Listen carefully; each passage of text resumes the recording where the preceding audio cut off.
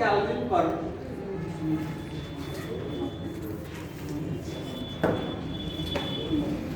कितने सेंटीग्रेड होते हैं? सेंटीग्रेड 0 केल्विन पे sir minus 0 kelvin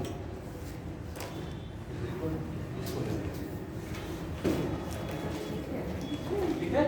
yes sir ठीक है। ठीक है? चलिए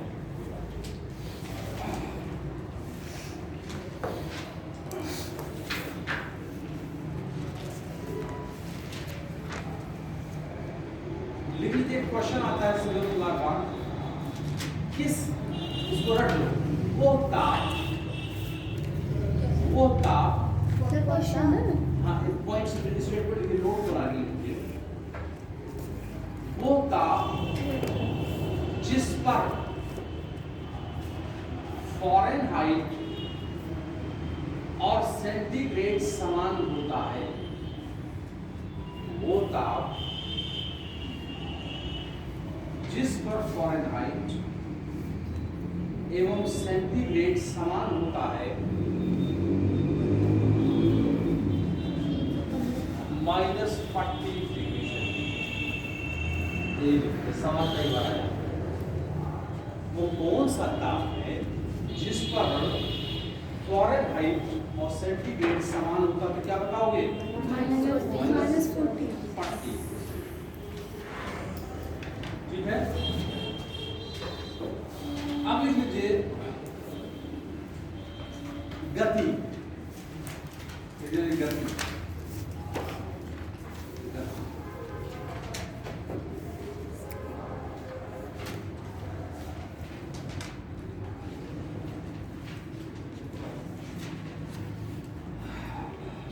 पहला लिख लीजिए, इसको पढ़ लीजिए। समय के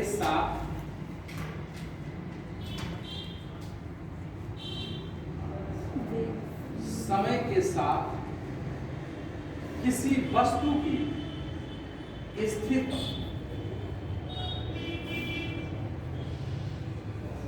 समय के साथ किसी वस्तु की स्थिति या स्थान में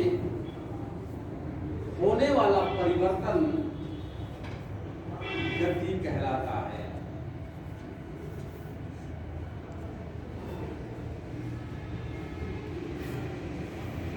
ठीक है?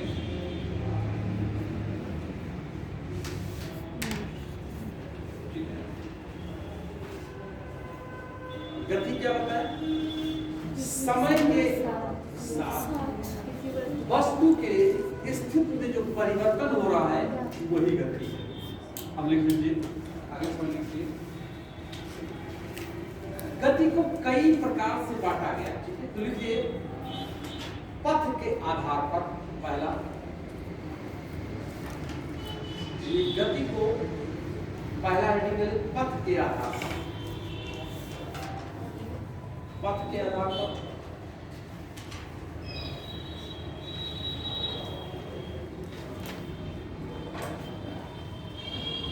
पथ के आधार पर पहला ये है। इसमें लिख दीजिए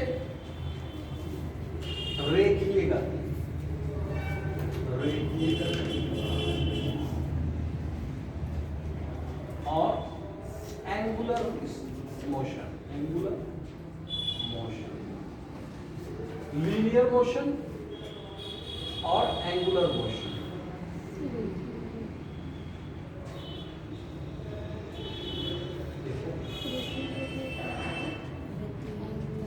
पहला रेखीय गति, लीनियर मोशन। दूसरा एंगुलर मोशन।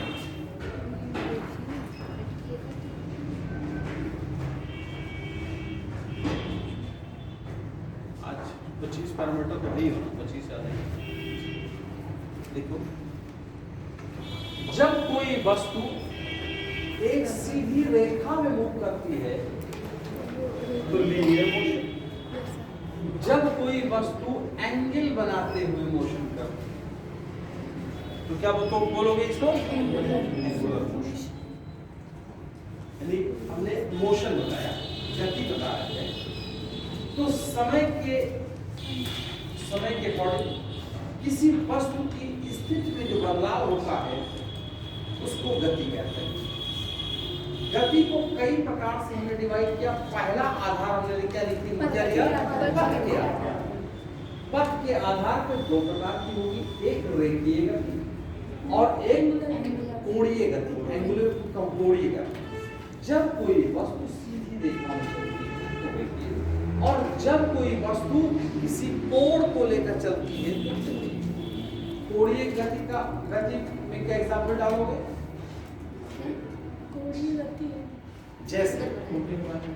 जैसे छोटा सा एग्जाम्पल लीजिए, हम बड़े लेवल पर लेंगे। चंद्रमा का पृथ्वी के चारों तरफ चक्कर या पृथ्वी का सूर्य के चारों तरफ चक्कर किस प्रकार की गति है?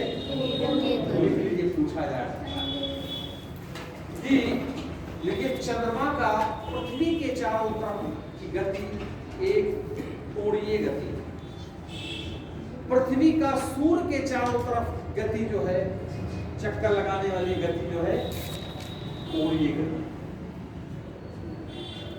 घूर्णन गति होती है ना इसे।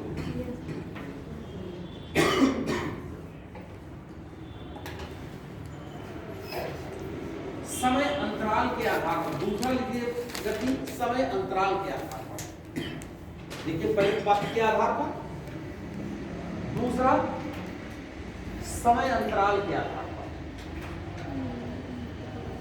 समय अंतराल के आधार पर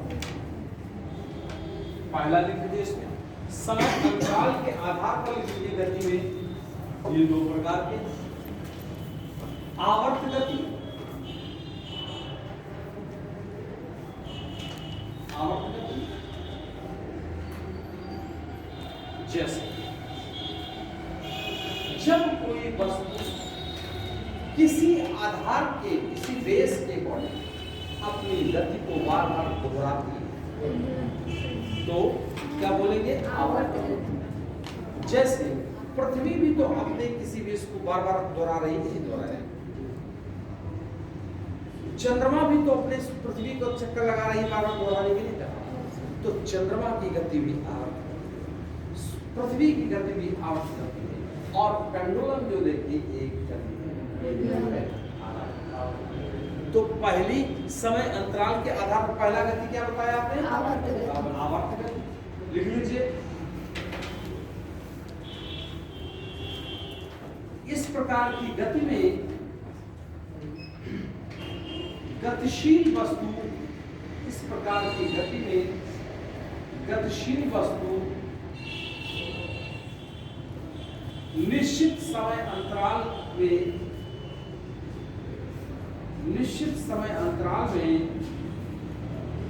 अपने पथ को दोहराती है। निश्चित समय अंतराल पर अपने पथ को दोहराती है, आवर्त गति।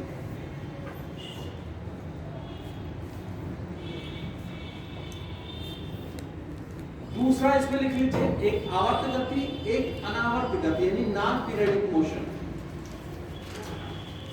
नॉन पीरियडिक मोशन, पहला आवर्त और दूसरा अनावर्त। जब कोई वस्तु अपने पथ को बार बार नहीं दोहराती, जैसे आप आए सीधे चले गए, इस रास्ते को दोबारा कोई ना होगा, इसमें वस्तु द्वारा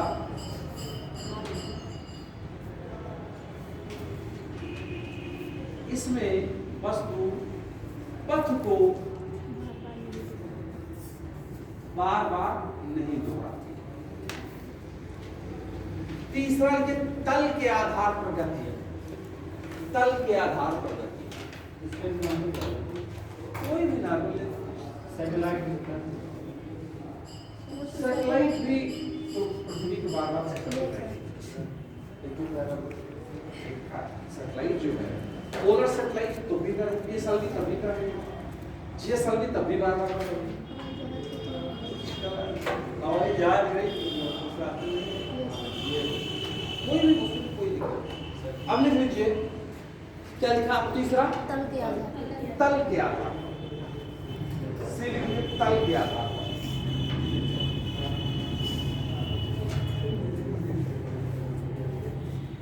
तल के आधार पर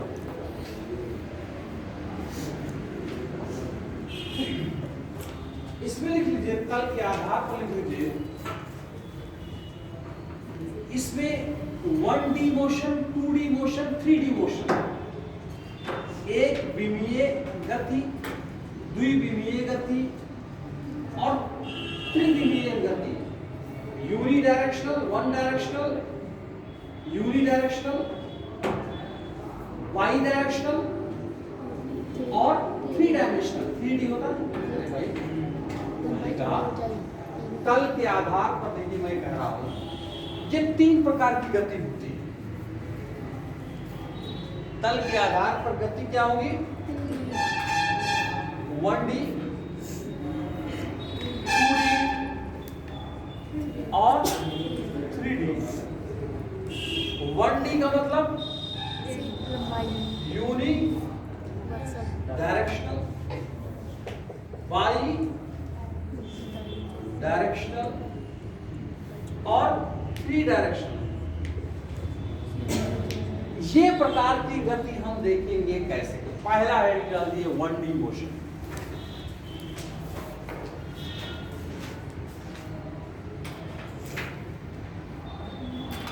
देखिए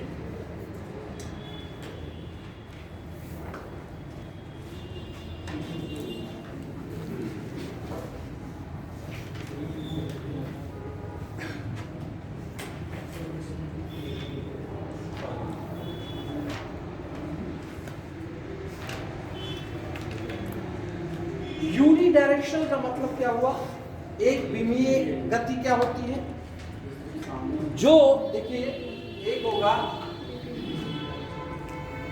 x एक y और एक होता है z। जब कोई गति कोई भी वस्तु गति केवल एक डायरेक्शन में हो रही है देखिए जैसे कोई ऐसी गति जो केवल एक एक्सिस के रिस्पेक्ट में हो रही है जैसे इस तरह से कौन सी होगी कोई बताओ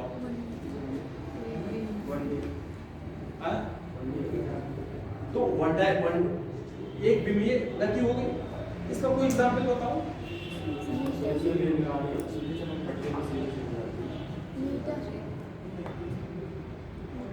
वो एक धारा के आधार पर बता रहे तल के आधार है तल के रिस्पेक्ट। अरे सिलाई मशीन ले लो सिलाई मशीन जो होती है सिलाई जब मशीन तो ऐसे ऐसे तो करती है तो तल के आधार पर होती है तो तल के आधार का मतलब हुआ कि केवल एक एक्सिस के रिस्पेक्ट में यहां एक्सिस ली जाएगी केवल वन एक्सिस ली जा रही है तो लिख लीजिए एक एक्सिस में लिख लीजिए पहला इंजन का पिस्टन क्या करेगा केवल एक अक्ष के रिस्पेक्ट में मूव कर रहा है कि नहीं कर रहा है। दूसरे सिलाई की मशीन सिलाई मशीन की सुई की गति एक डी मोशन 1D मोशन ठीक है समझ आ रहा है ना बहुत आ रहा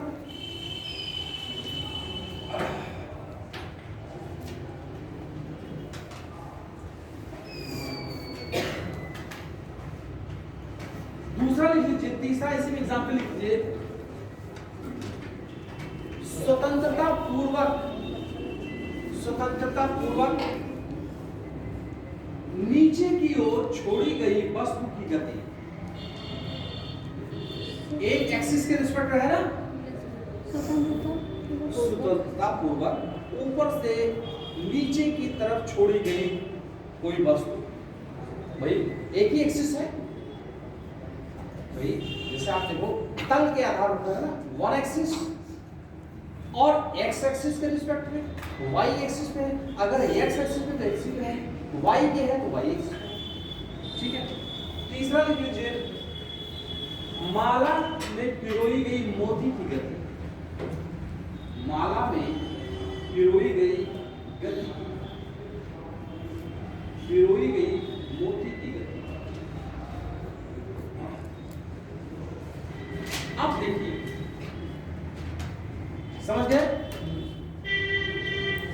तल के आधार पर 1D मोशन समझ गए? सिलाई की मशीन की सुई की गति। अब लिख लीजिए 2D मोशन। 2D मोशन क्या होगा? 2D मोशन, देखो मेरी बात,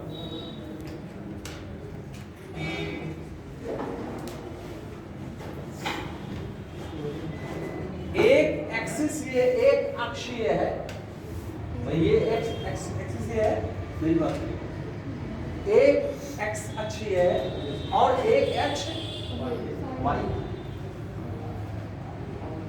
यहां पर मोशन 2D में होगा, दो अक्ष में साथ साथ चलेगा। कौन बताएगा इसी? यानी मोशन वस्तु की हो रही है लेकिन दो अक्ष के रिस्पेक्ट में, दोनों अक्ष में हो रही है, 2 एक्सिस में।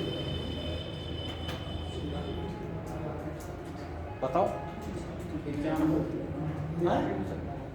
बोल। खेल उसमें कहाँ हो गया? तो कीड़े कहाँ उसमें होते हैं? कीड़े तो सीधी रेखा में चलती है, कीड़े थोड़ी कूदती हैं ऐसे ऐसे। कौन बताएगा? अब देखिए, इसमें हम बताते हैं, जब आप कोई भी प्रोजेक्टाइल मोशन समझ रहे हैं, जब आप भाले को फेंकते हैं, भाला जैसे फेंकना है जैसे ऊपर, तो मान लिया भाला आपने ऐसे फेंका और यहां पे आके गिरा, ठीक है? तो मोशन 2 एक्सिस में हुआ कि नहीं हुआ? देखिए, पहली बात, भाला का सबसे ऊंचाई को पोर्शन को से ये हुआ, ये तो एक्स एक्सिस में यहां से यहां तक गया कि नहीं भाला? एक्स एक्सिस में ऊंचाई है। और वाई एक्सिस में कहां से कहां तक गया? यहां तक गया। तो यहां दो अक्ष में, एक्सिस में मूवमेंट हो रहा है कि नहीं हो रहा है? जैसे भाले को आप फेंका आपने, तो पहले ऊंचाई के एक एक्सट्रीम ऊंचाई गई कि नहीं? देखिए यहां तक गई, तो यहां से यहां पे जो दूरी है वह एक्स एक्सिस में हुआ कि नहीं दूरी? और यहां से यहां तक भाला गिरा तो वाई एक्सिस हुआ कि नहीं हुआ? तो 2D एक्सिस हुआ कि नहीं हुआ? बॉल भी हो सकती है, भाला भी हो सकती है, जो रॉकेट सिस्टम लॉन्च करते हैं, बैलिस्टिक मिसाइल वगैरह करते हैं। जो बैलिस्टिक मिसाइल जो होगी वो कैसी उसकी मोशन होगी? 2D motion.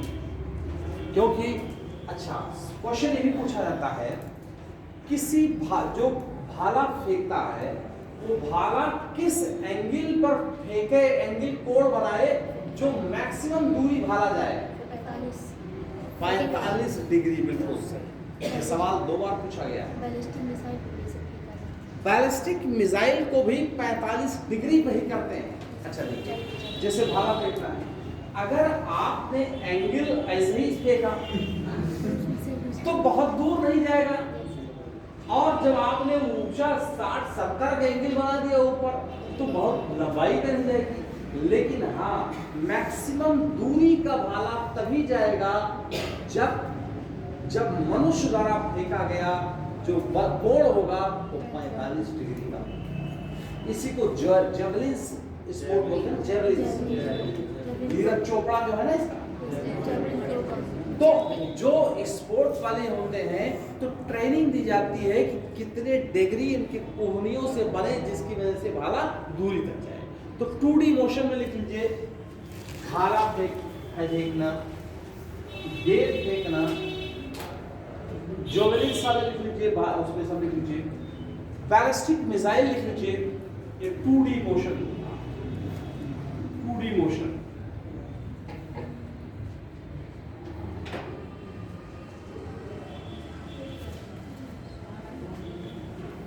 और कौन सा होगा?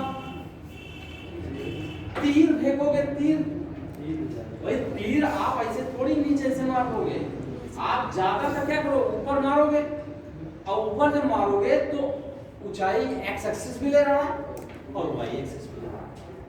और किसका होगा? सांप की गति 2D मोशन है।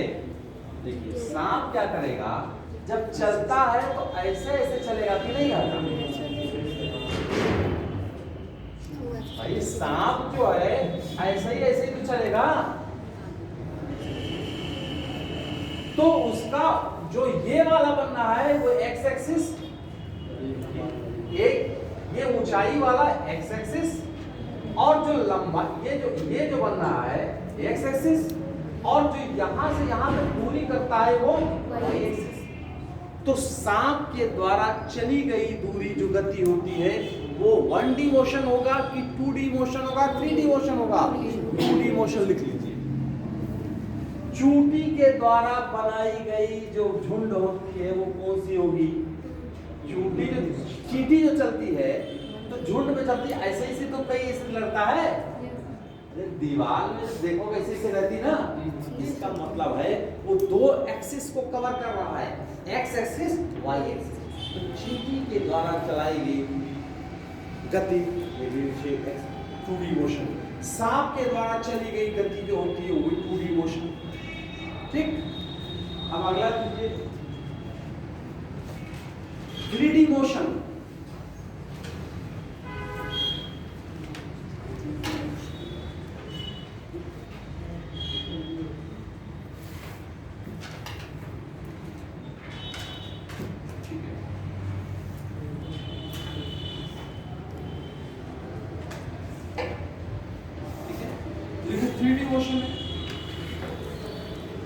जैसे आपने देखा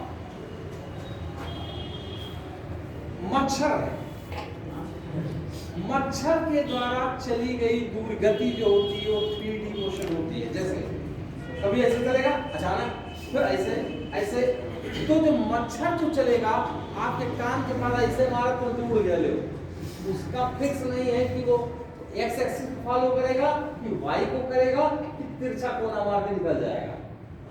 ऐसे मच्छर की द्वारा उड़ी गई गति जो होती है, मच्छर की जो गति होती है वो कैसी होगी? 3D motion. लिख लीजिए। अरे भाई मच्छर कोई फार्मूला थोड़ी कि इसका, ये मच्छर जो है ऐसा थोड़ी सिर्फ उड़ेगा कि ऐसा ही उड़ेगा, वो तो कभी ऐसा उड़ जाएगा, ऐसे उड़ जाएगा, ऐसे जैसा भी चाहेगा। तो इसका और अक्ष कितने होते? 3 ही होते हैं, एक्स एक्सिस, वाई एक्सिस और 3 एक्सिस। तो इसका जिग जैग जो भी मूव करेगा वो 3D मोशन होगा। ठीक है, देखिए मच्छर की गति, मधुमक्खी की गति,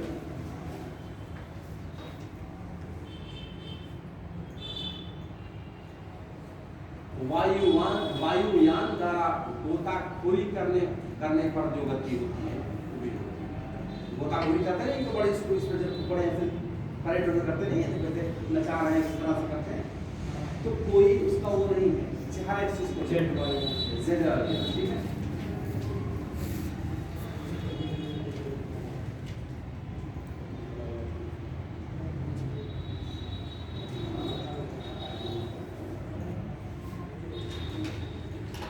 अब लिख लीजिए त्वरण। एक पॉइंट, त्वरण भी गति है ना, इसीलिए त्वरण, त्वरण, त्वरण की इंग्लिश में क्या बोलेंगे? एक्सेलरेशन, एक्सेलरेशन त्वरण।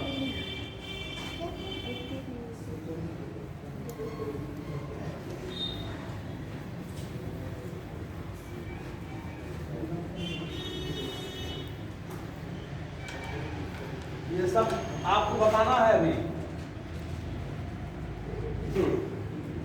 है बहुत सारे टॉपिक, हम लोग वही टॉपिक बात करेंगे जिससे क्वेश्चन आएंगे, क्योंकि टाइम लिमिटेड है तो उसी पे हम लोग बात कर लेंगे। एक्सेलरेशन,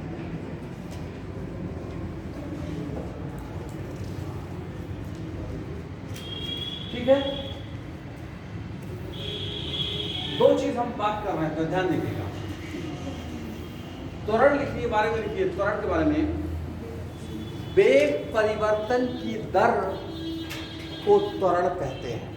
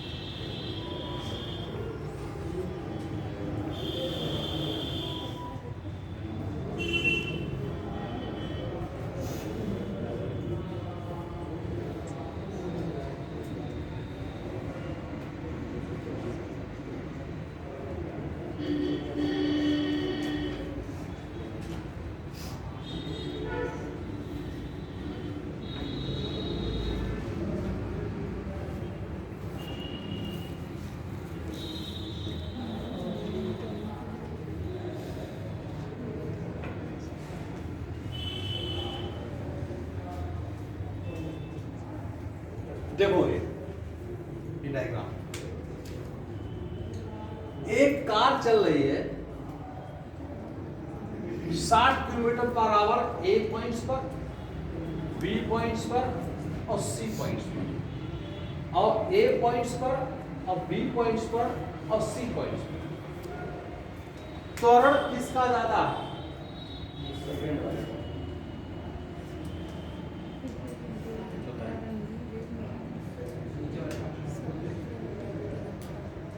और वो 60 किलोमीटर पर आवर चल रही है ऊपर,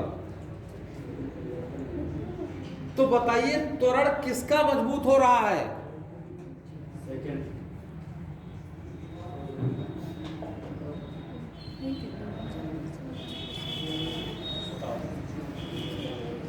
इसका त्वरण कितना है?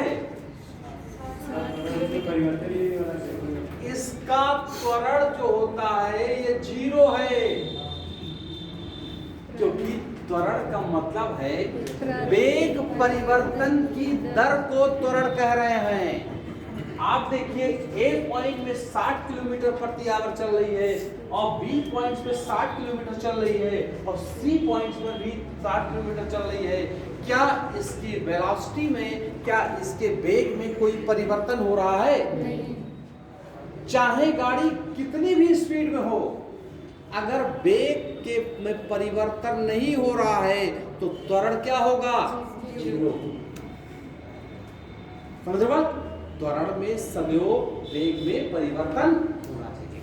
यहां देखिए 31 किलोमीटर आवर चल रही है और 40 किलोमीटर चल रही है, फिर 60। इसका मतलब वेग में परिवर्तन हो रहा है ना, तो इसका मतलब है त्वरण यहां पर है, यहां त्वरण 0 है। अब इसमें कुछ लिखिए, आज छोटे एग्जांपल क्वेश्चन कराते हुए और क्या लिखा आपने? वेग में समय के साथ परिवर्तन की दर। हाँ, दर ठीक है। लिखिए वेग में यदि वृद्धि हो रही है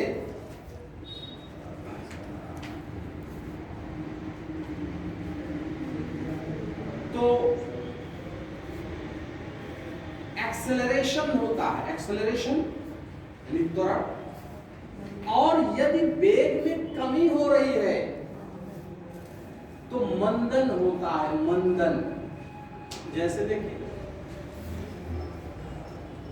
यहां कार जो है 80 किलोमीटर प्रति आवर, यहां पर 60 किलोमीटर पर आवर, यहां पर 40 किलोमीटर पर आवर। यहां की स्पीड 80, 60, 40 घट रही है ना, तो इसको डीसेलरेशन कहते हैं। डीसेलरेशन का मतलब मंदन, डीसेलरेशन। और यहां देखिए 31, 40, 60 एक्सेलरेशन। या इसको भी कह सकते हैं ये निगेटिव एक्सेलरेशन, या इसको पॉजिटिव एक्सेलरेशन। पॉजिटिव, समझ गए बात? समझ गए? अरे भाई यहां देखिए कार की स्पीड कितनी है? 80, 60, 40। वेग में परिवर्तन हो रहा है ना, लेकिन निगेटिव वेग में परिवर्तन, यानी मंदन, इसको इंग्लिश में डिसेलरेशन। यहां देखिए 31, 40, 60 वेग में परिवर्तन तो हो रहा है ना, लेकिन किस तरह से? पॉजिटिव वे में हो रहा है, तो पॉजिटिव। और यहां देखिए 60 किलोमीटर 60 किलोमीटर 60 किलोमीटर वेग में परिवर्तन नहीं हो रहा है, इसका मतलब ए क्या हो जाएगा? 0। यहां पर ए पॉजिटिव है, यहां पर ए निगेटिव है। यहाँ पे एक पॉजिटिव, वहाँ कहां पे? पॉजिटिव। हाँ ठीक, ये निगेटिव ए है और ये पॉजिटिव ए है। यहाँ ए तीनों बात समझ गए? नहीं समझ में आई? आई बात समझ में नहीं आई? काहे नहीं? काहे नहीं? जब कंपटीशन की दुनिया में अपने जूता चप्पल के भरोसे लड़ाई लड़नी पड़ेगी, जब आपका साथी समझ ले रहा है, आप नहीं समझ पा रहे हैं, इसका मतलब है कंपटीशन में पीछे हो जाओ कि नहीं हो जाओ। इसलिए कान खूब खोल के रखो, क्योंकि लड़ाई तो आपस में ही तो है भाई। इसका मतलब हुआ, आप देखिए, इसीलिए आप पूरे दिमाग को हमेशा सचेत रखो, क्योंकि अगर एक ही क्लास के अंदर सेम बात को आपका साथी समझ जा रहा है, हम नहीं समझ पा रहे हैं, इसका मतलब है कहीं नहीं हमारी अटेंशन कम। पहले मोबाइल अब लड़ाई मत करना जो है वो सब ठीक है, समझ बात? इसके अंदर देखिए कभी कभार चीजें, लेकिन दिमाग को खुले रखें। मैंने कहा एक्सेलरेशन का त्वरण क्या बोला? वेग में परिवर्तन की दर को। अब सुनो, 31 kilometre per hour, 40 kilometre per hour, 60 kilometre per hour, क्या वेग में परिवर्तन हो रहा है? वेग में परिवर्तन हो रहा है भाई। गाड़ी का 31 किलोमीटर स्पीड चल रही है और ये 40 में चल रही है, और ये और वेग में किस तरह का परिवर्तन हो रहा है? कम से ज्यादा की तरफ हो रहा है, तो पॉजिटिव एक्सेलरेशन हो रहा है। यहां देखिए गाड़ी 40 kilometre 60 kilometre 60 kilometre 60 kilometre speed से कांस्टेंट स्पीड चल रही है, वेग में कोई परिवर्तन नहीं हो रहा है, तो एक्सेलरेशन क्या हुआ? 0, क्योंकि एक्सेलरेशन का मतलब होता है वेग में परिवर्तन की दर जो होता है एक्सेलरेशन। यहां देखिए 80, 60, 40, यहां घट रही है स्पीड ना, तो घट रही है, तो डिसेलरेशन निगेटिव है। ठीक है, आगे क्वेश्चन किया, एक कार धीरे धीरे चलना शुरू करती है, एक कार धीरे धीरे चलना शुरू करती है,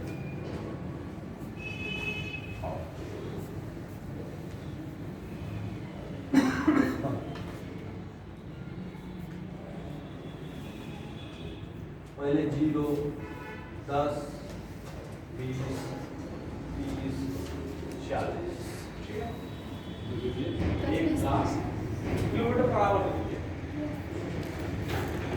एक्सेलरेशन है ना, ठीक।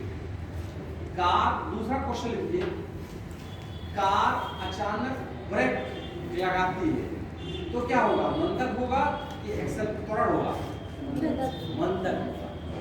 भाई कार स्पीड चल रही है, ब्रेक लगाओगे तो ज्यादा स्पीड से कम स्पीड होगी नहीं होगी, तो डिसेलरेशन नहीं हो जाएगा, नेगेटिव। अगला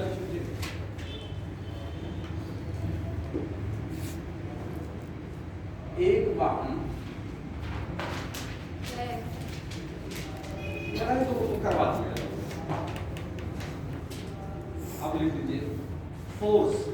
बल बल लिख लीजिए।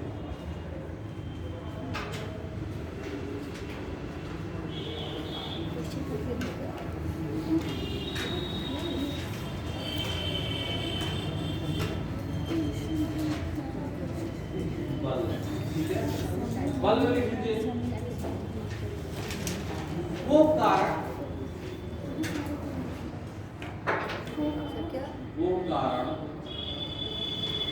वो कारक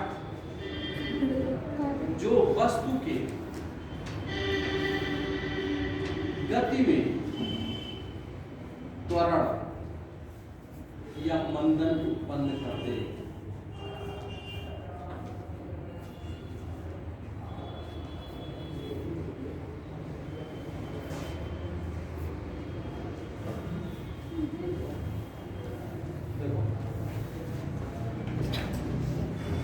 उसे बल कहते हैं। यही है बल। क्या कह रहा है? देखिए मेरी बात सुनिए। बल क्या है?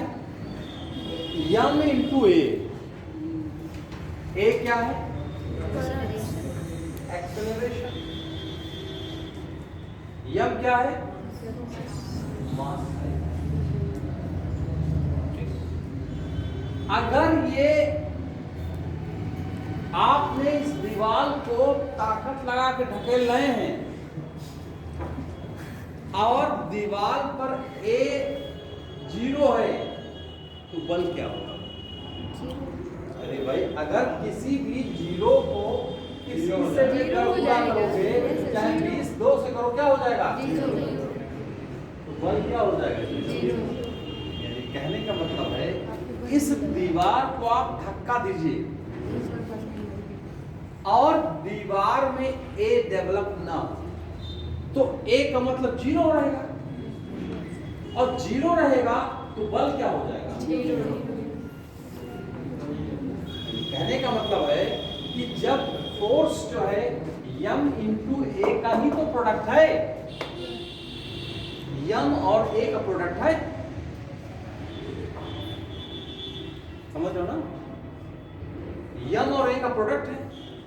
तो इसमें एक बताया कि जब कोई बल उसे कहते हैं जब किसी वस्तु को में फोर्स लगाया जाए और उसमें ए डेवलप हो जाए तभी उसको बल कहते हैं। इसके ऊपर सवाल को बोलते हैं। तो लिख लीजिए बल का मात्रक। देखिए यम के नीचे लिखिए केजी लिख लीजिए, केजी किलोग्राम। गुणे लिख लीजिए, ए के नीचे लिख लीजिए मीटर पर सेकेंड स्क्वायर, मीटर पर सेकेंड स्क्वायर, केजी मीटर पर सेकेंड स्क्वायर।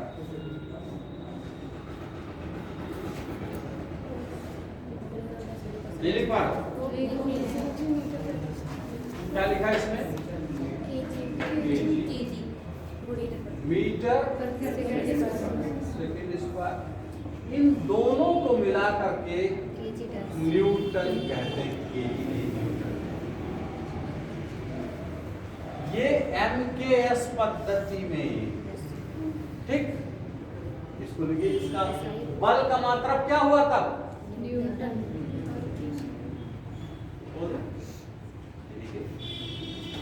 आगे लिखिए।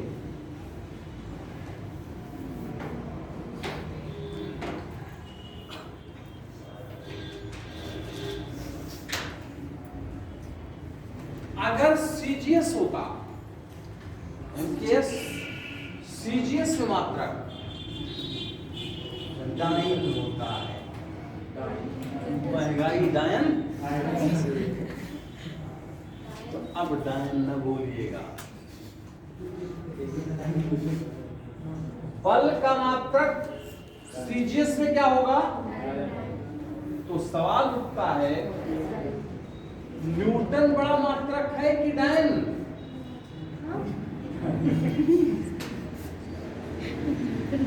न्यूटन है कि ज्यादा बड़ा मात्रक है?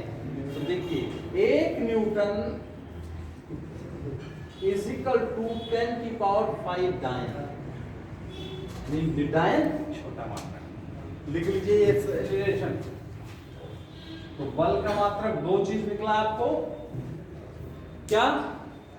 न्यूटन और डायन। न्यूटन और डायन में क्या रिलेशन है? 1 न्यूटन 10⁵ डायन।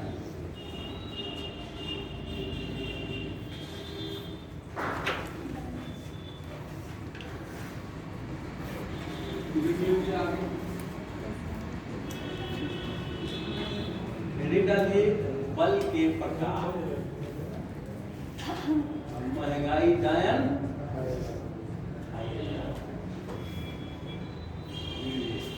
काइंड ऑफ फोर्स बल के प्रकार। लिखिए बल दो प्रकार के होते हैं।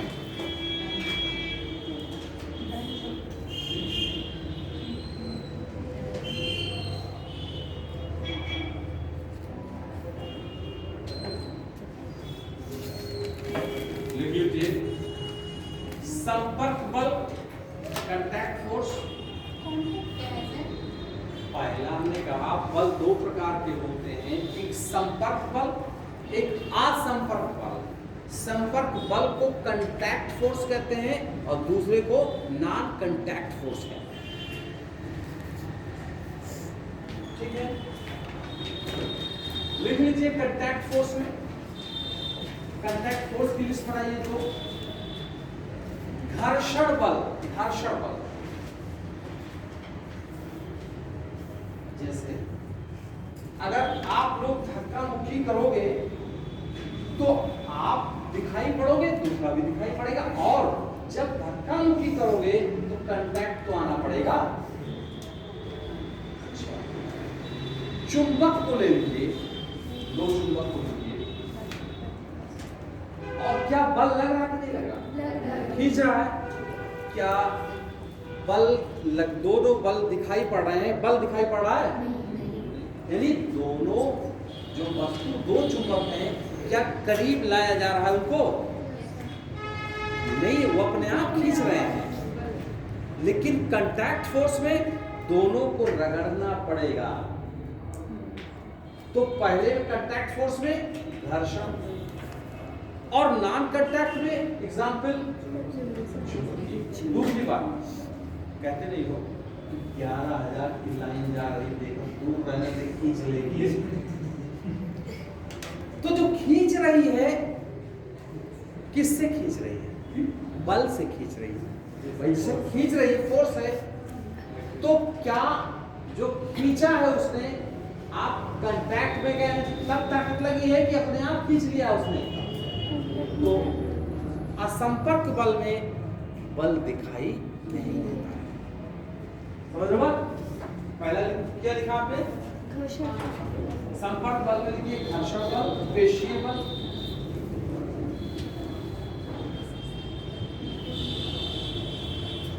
जैसे पेड़ को हिलाया जाता है तो पहले पकड़ो ना, संपर्क में तभी तो हिलाओगे। तो इसका मतलब बल लगने के लिए वस्तुओं के बीच संपर्क होना जरूरी। चुंबक है, ऐसे लटकाया है, बड़े बड़े मैग्नेट होते हैं, खींच ले रहे हैं, कांटेक्ट में, लेकिन फोर्स लगा कि नहीं लगा? 11,000 लाइन दूर से चक्का खींच लेगी नहीं खींच लेगी?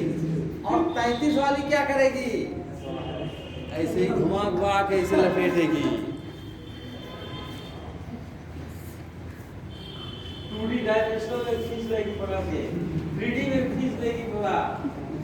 आगे लिख लीजिए, तो लिख लीजिए नॉन कांटेक्ट फोर्स में लिख लीजिए इलेक्ट्रिक फोर्स, मैग्नेटिक फोर्स और गुरुत्वाकर्षण बल भी क्या लगता ही नहीं आता? गुरुत्वाकर्षण इलेक्ट्रिक फोर्स, आकाशीय बिजली, इलेक्ट्रिक फोर्स, गुरुत्वाकर्षण बल। ठीक है, अब लिख लीजिए प्रकृति में 4 प्रकार के बल पाए जाते हैं।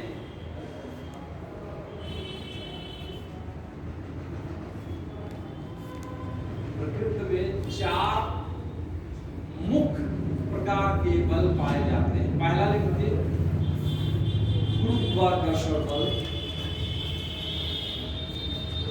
दूसरा दुर्बल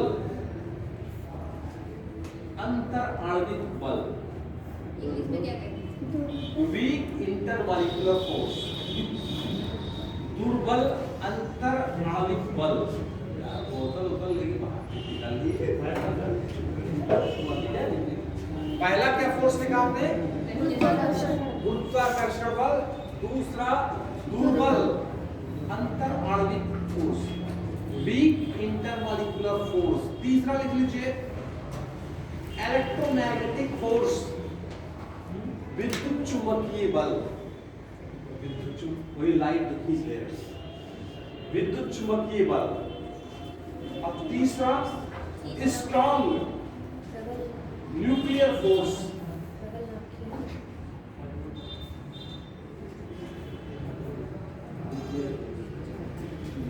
खतरनाक न्यूक्लियर फोर्स है।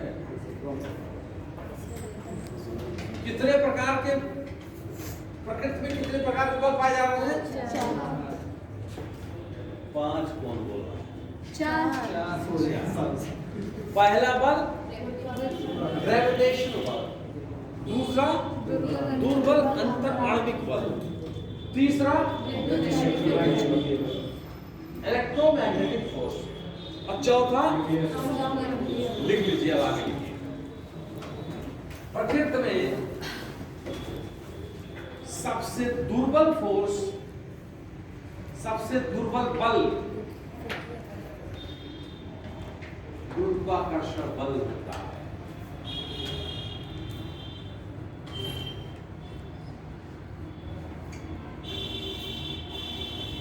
सबसे स्ट्रॉन्ग फोर्स, सबसे मजबूत बल लिख लीजिए नाभिकीय बल होता है।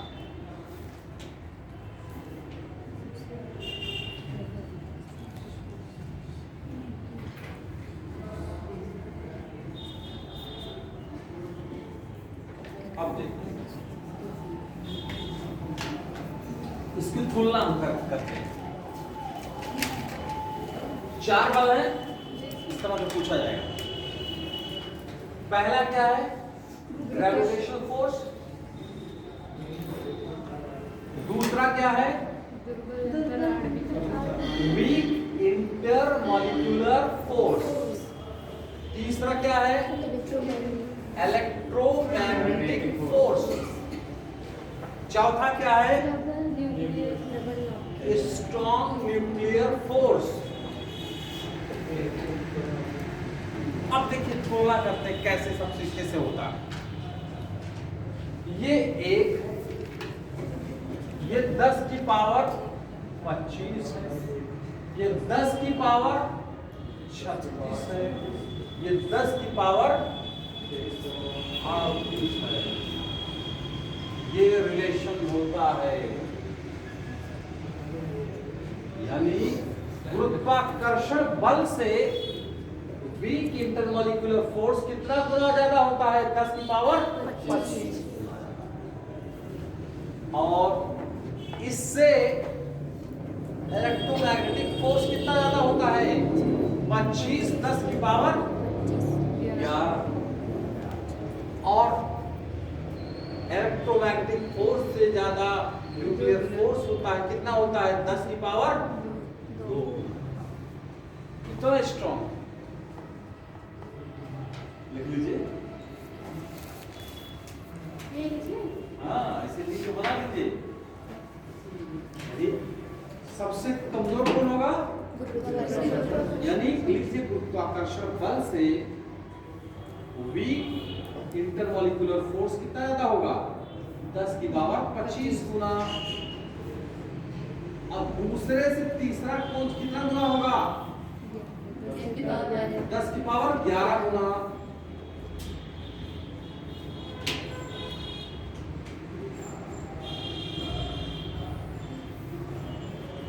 अब तीसरे का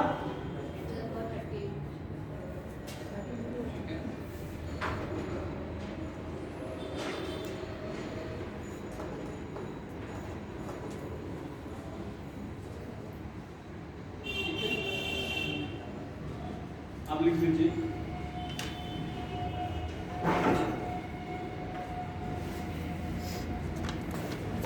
लिख लीजिए बल आघूर्ण, और यहाँ से आता है बल आघूर्ण, बल आघूर्ण।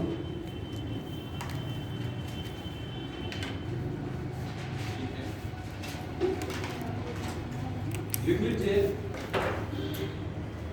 किसी वस्तु को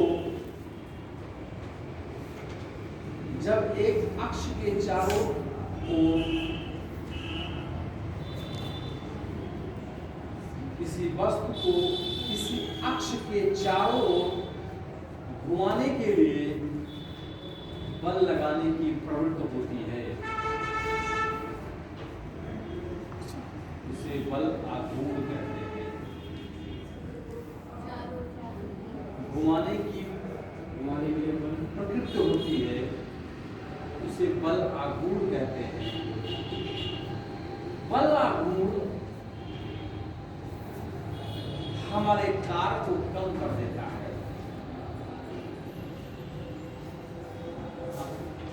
वो कम कर देता है। देखिए मेरी बात, बल आघूर्ण हमारे कार्य को कम कर देता है। देखिए मेरी बात, कार्य को कम कर देता है।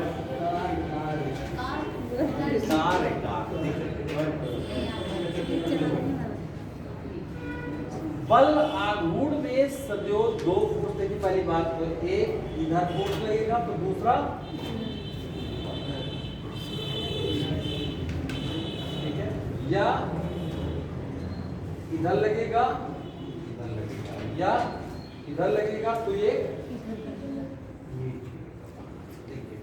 ये कोई एक्सिस ले लिया अक्ष के लिए। देखिए जब हैंड कोई, जैसे आप हैंडल सरकारी नल लिखा, सरकारी नल में हत्था है, हत्थे को एक डायरेक्शन में पकड़ेंगे तो आप नीचे की तरफ लगा रहे हैं ना, पानी ऊपर आ रहा, तो एक बल नीचे की तरफ और एक, और किसी अक्ष के रिस्पेक्ट में ही तो हो रहा है ये।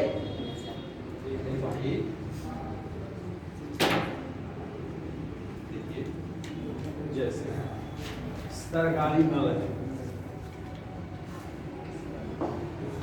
और ये जो है पानी यहाँ का, और ये हत्था है, ये इसी के अक्ष यही है एक्सिस। आप ताकत किधर लगा रहे हो, हाथ, और ये बल किधर जा रहा है, ऊपर। तो बल आघूर्ण में दो फोर्स अपोजिट है कि नहीं है। और दूसरी बात, बल आघूर्ण में एक्सिस से जितना बड़ा हत्था होगा उतना ही कम ताकत लगाना पड़ेगा आपको, ध्यान रखिए। होगा कि नहीं होगा? अरे भाई एक छोटा सा नल का हत्था ले लिया, एक बड़ा नल का हत्था ले लिया, कम ताकत किसमें लगानी पड़ेगी? तो देखिए बल आघूर्ण किसी, तो अच्छा ये बताइए, अगर ये बल आघूर्ण ना होता, एक्सिस ना होता, अगर हम डायरेक्ट खींच के पानी निकालते तो ताकत ज्यादा लगता कि नहीं? आप हल्का सा वहां पे आपने किया, वही काम जो थोड़े से ताकत में एक ज्यादा काम कर दिया, वही अगर डायरेक्ट वो बल आघूर्ण का ना लेते सहारा तो क्या होगा? अभी इसके ऊपर काम करेंगे, जो सवाल आप अभी देखते हैं। 1 2 लिख लीजिए।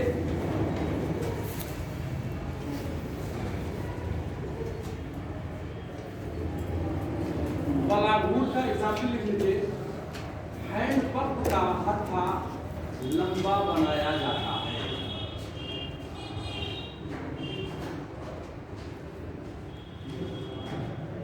अगला लिख लीजिए। किसी भारी वस्तु को हाथ से उठाने के बजाय, किसी भारी वस्तु को हाथ से उठाने के बजाय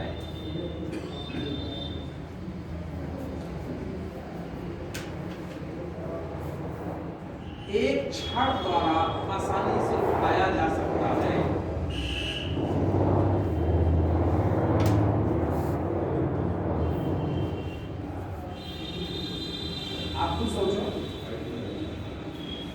पत्थर का टुकड़ा है,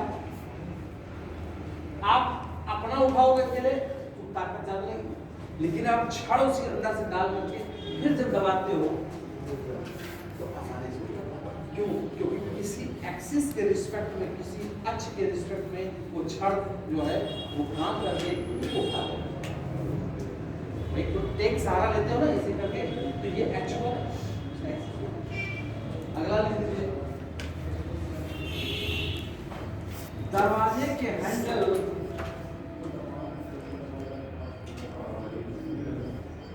कब्जे से दूर लगाया जाता है कि नहीं? वही दरवाजा जैसे है, देखो ये कब्जा,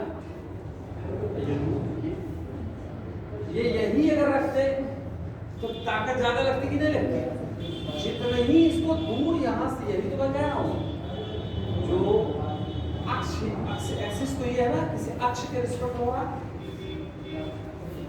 जितने ही दूर रहेगा उतने ही कम ताकत लगाई जाएगी। ये हत्था अगर यहाँ होता तो ताकत ज्यादा लगती दरवाजा खोलने की नहीं। आगे लिख लीजिए, इसीलिए पूछा जाता है। लिख लीजिए, आगुण में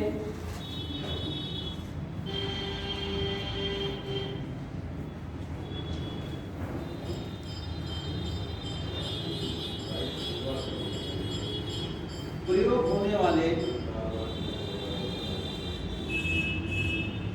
डिवाइस क्या क्या इसमें आती है? लिखिए, हिरनी, उत्तोलन, आगुण में क्या क्या इस्तेमाल, क्या क्या चीज आती है? लिखिए, उत्तोलक, उत्तोलक, उत्तोलक, lever, lever, lever, lever, LI वाला नहीं, LE लिखिए आप।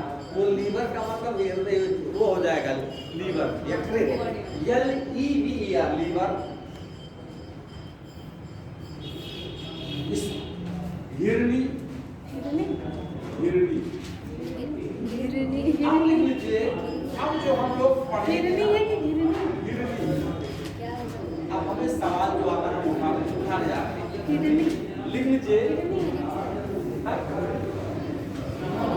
लीवर में लिखिए 3 अंग पाए जाते हैं। लीवर, उत्तोलन में 3 पार्ट होते हैं। लीवर में 3 पार्ट होते हैं, देखिए।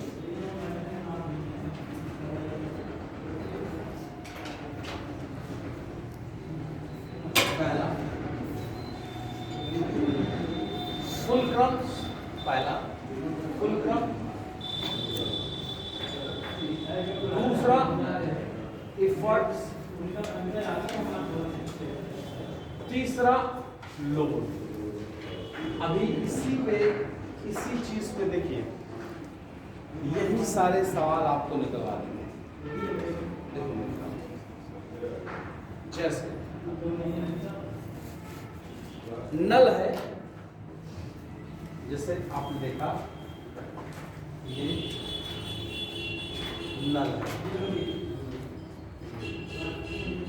नल से क्या निकालोगे? तो जो पानी लीवर में उत्तोलक में 3 हिस्से होंगे। पहली बात, जहां पानी निकल रहा है लोड, इफर्ट्स कहां लगाई जा रही है, कोशिश कहां लगाई जा रही है, इसमें बताओ कहां पे? यहां पर। तो ये इफर्ट हो गया। और किसके रिस्पेक्ट में उठाया जा रहा है, किसकी मदद से? इसी के, ये फुल क्रम्स 3 हो गए। अब मेरी बात, इन्हीं फुल क्रम्स, लोड और इफर्ट्स, यानी किसी भी उत्तोलक में 3 चीज होंगी। मेरी बात सुनो, जैसे ये बना रहे हैं, एक ये 1 2 3, और यही तीनों होंगे। तो इन तीनों के पोजीशन के बदलने के रिस्पेक्ट में उत्तोलक के 3 क्लास होते हैं, ध्यान रखिएगा। कौन कौन से? फुलक्रम्स, एफर्ट्स, लोड। ठीक है, यानी 3 यही तो होंगे। अब लिखिए फर्स्ट क्लास उत्तोलक। फर्स्ट क्लास उत्तोलक लिखिए।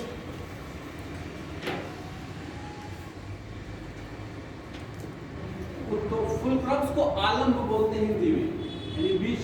देखिए पहले में लिख लीजिए फर्स्ट क्लास उत्तोलक, फर्स्ट प्रथम श्रेणी उत्तोलक में लिख लीजिए पहले छोर पर, यानी पहला बिंदु पर एफर्ट होगा, यानी प्रयास। बीच में क्या होगा? फुलक्रम्स होगा, आलम्ब होगा, और तीसरे में भार होगा।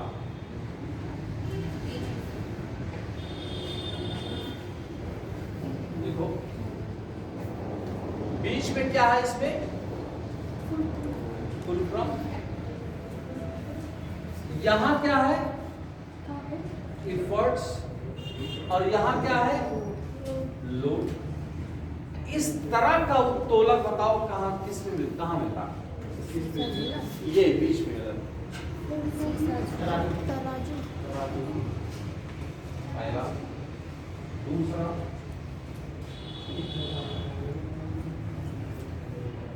और तीसरा।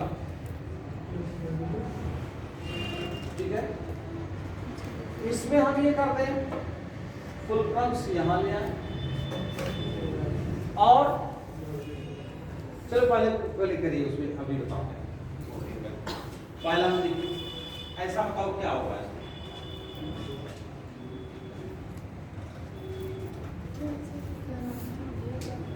ऐसा उत्तोलक कहाँ मिलेगा बताओ? उसमें जब जैसे कि कुएं से पानी पानी नीचे लोड हो जाता है, तराजू फुलक्रम होता है। तराजू कहाँ आ जाएगा? तराजू में कहाँ फुलक्रम्स है? अब ये देखिए कैंची, कैंची देखिए, कैंची देखिए, कैंची है तो बीच में कैंची का फुलक्रम बीच ही में तो होता है। और आप यहां से कोशिश करते हो ऐसे काटते हो तो भाई हाथ, देखिए एफर्ट आप जो कोशिश करोगे, आपके हाथ की कैंची की ये मुठिया जो होगी, तो आप जब ताकत जो लगा रहे हो, सुनो मेरी बात, जो आप ताकत लगा रहे हो तो एक छोर पे लगा रहे हो और फुलक्रम बीच में होता है, और आपका रिजल्ट कहां मिल रहा है? कैंची कहां काट रही है? तो यही तो होगा, ये कि नहीं होगा? तो प्रथम क्लास के उत्तोलक में जो आलम्ब होगा बीच में होगा, ध्यान रखिएगा। इसमें कौन कौन सा और बताओ, कोई एक मशीन बताओ, कोई चीज बताओ। उत्तोलक नींबू निचोड़ने वाली कैसे होगी अब बताओ? अब बताइए, देखिए अब देखो नींबू निचोड़ने वाली की देखिए, सुनिए आप, नींबू वाला मसला तो ये देखो, ये है कि एक आप क्या कर रहे हो, एक एफर्ट यहां लगा रहे हो और नींबू बीच में निचोड़ रहा है ना, लोड यहां हो गया उसका, लोड का मतलब है जो रिजल्ट निकल रहा है, और आलम्ब इसका यहां किनारे होता है ना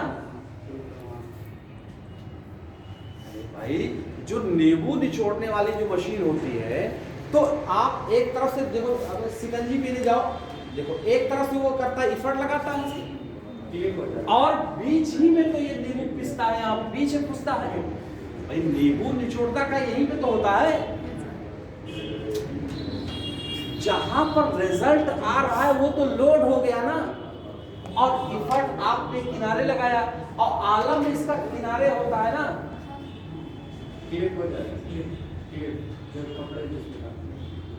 अरे यार वो प्लास नहीं होगा, प्लास में देखिए आप क्या करोगे, आप दोनों मुट्ठी को आप इस तरह करते हो और आलम्ब बीच में होता है, और जहां पर आपको प्लास से काटना होता है एक तरफ अलग होता है।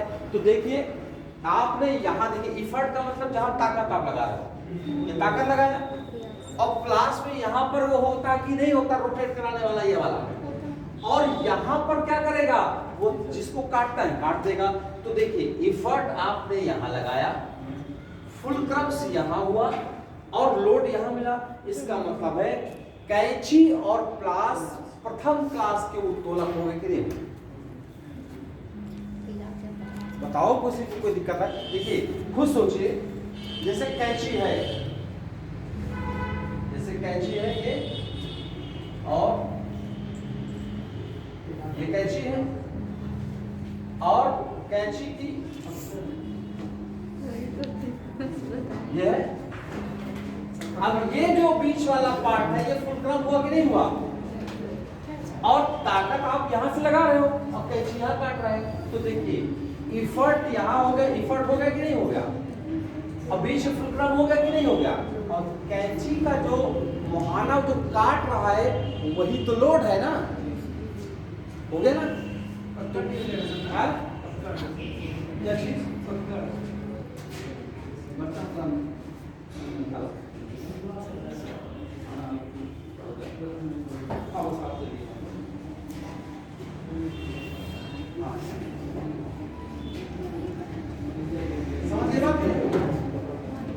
देखिए सेकंड क्लास तो प्रथम क्लास उत्तोलक तो दो लिख दिए, कैंची और क्लास। दूसरा लिखिए सेकंड क्लास।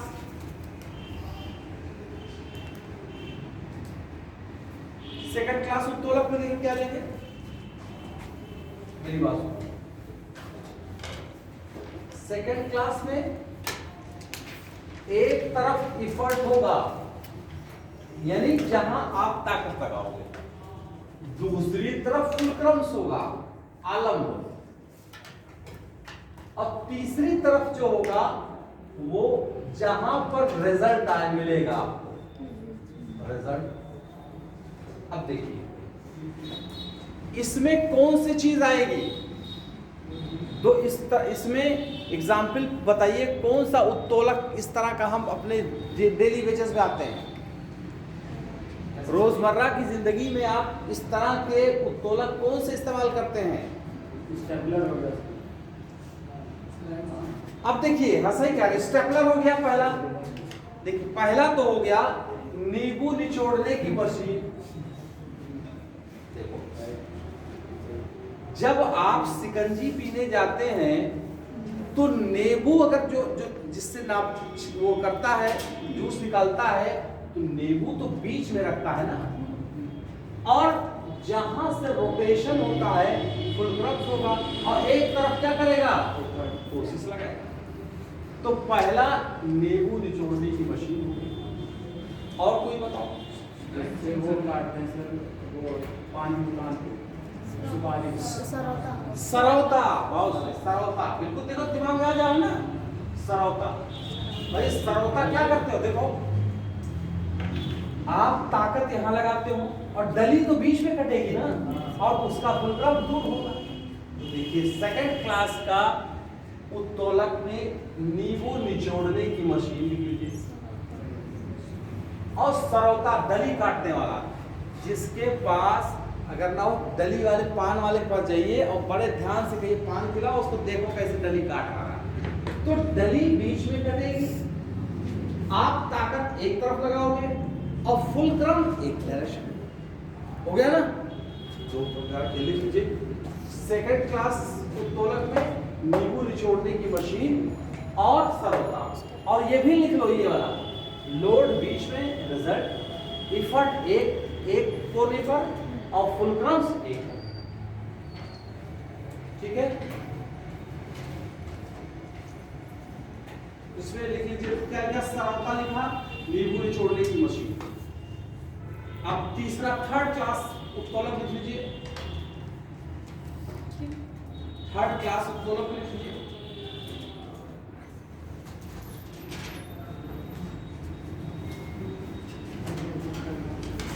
थर्ड क्लास उत्तोलक में देखिए क्या करेंगे हम, मेरी बात सुनो। जैसे ये है, इसमें इफर्ट्स हम क्या करेंगे, बीच में रहेंगे,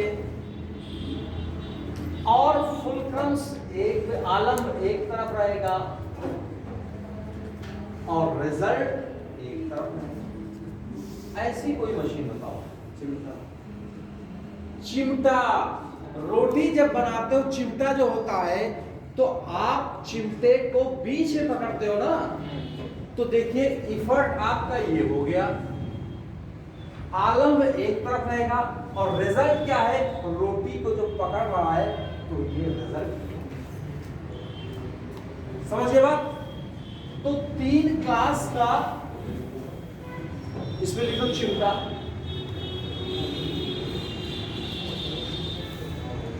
अब देखिए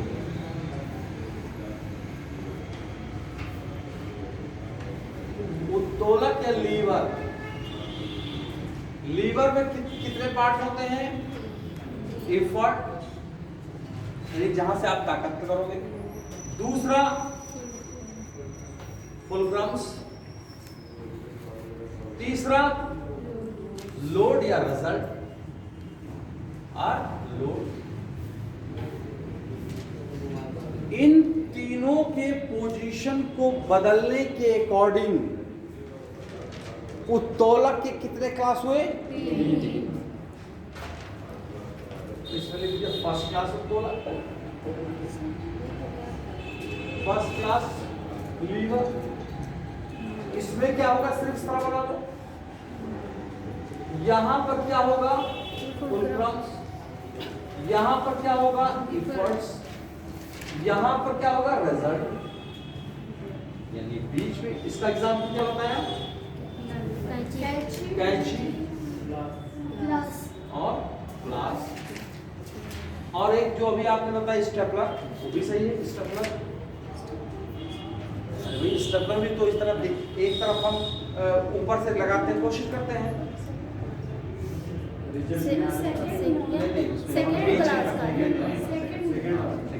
अब देखिए ये हो गया, 2 हो गया।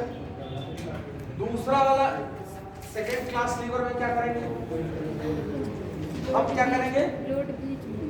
लोड क्या कर रहे हैं? बीच में, यानी रिजल्ट बीच में। और फिर क्या कर रहे हैं? एक और इसमें इसमें देखिए प्लस, प्लस नहीं, सरलता, नींबू निचोड़ने की मशीन और स्टेपलर। तीसरे में हम क्या कर रहे हैं? हम इफर्ट को क्या कर रहे हैं? बीच में कर रहे हैं। और फुलक्रम्स को एक, तो देखिए इसमें फर्स्ट क्लास क्या है? एक बार फुलक्रम को बीच में रख दीजिए, एक बार लोड को रख दीजिए, एक बार इफर्ट रख दीजिए। अपने आप तीनों प्रकार के उत्तोलक आपको मिल जाएंगे। और सारी जो प्रैक्टिकल क्वेश्चन पूछता है, पूछेगा सरौता किस प्रकार का उत्तोलक है, तब आपको रट के नहीं जाना है, क्योंकि सरौते को दिमाग में रखिए। सरौता क्या कर रहा है? रिजल्ट कहाँ दे रहा है? तो जो बीच में रिजल्ट आया आर, और दोनों तरफ हुआ है सेकंड। कोई दिक्कत?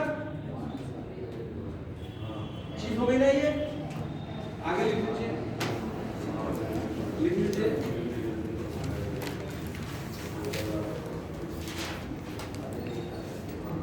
अच्छा, इसमें थर्ड क्लास का उसमें लिख लीजिए, क्या लिखा आपने? चिमटा और हाथ।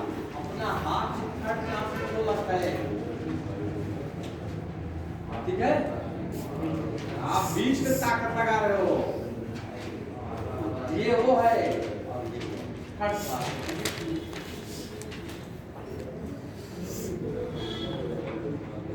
ठीक है,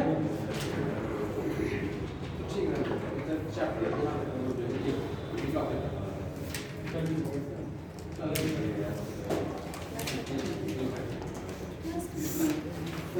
मतलब जो है कितने लगते हैं, फिर बाद में बता देंगे आपको कैसे चेक करना। सर जरूर बना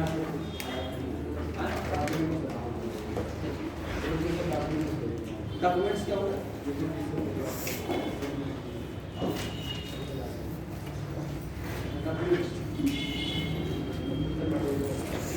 हाँ वही होती है।